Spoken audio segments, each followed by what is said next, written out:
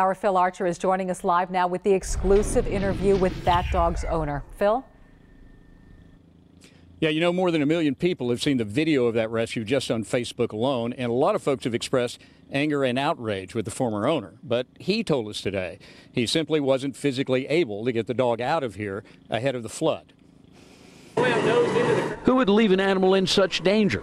Who would do something like that?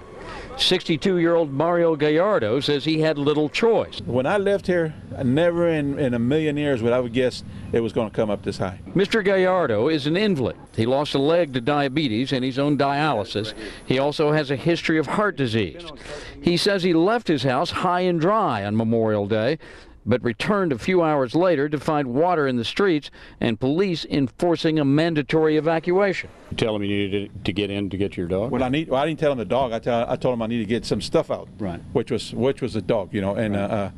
They wouldn't let me. They just told me, no, you got to go. So I left, and the next day, that's when it got up real high.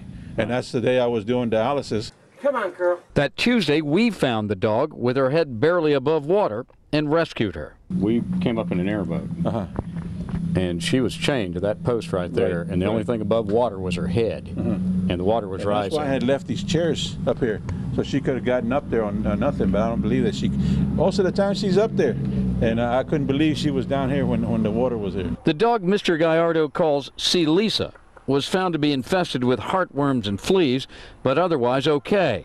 She's been adopted by Fort Bend County Sheriff Troy Nels and his family.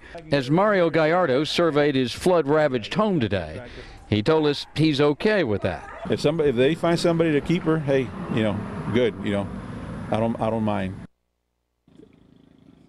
There is no indication Fort Bend officials are planning to pursue charges in this case, and no tally as yet on exactly how many other pets and livestock were abandoned in the flood.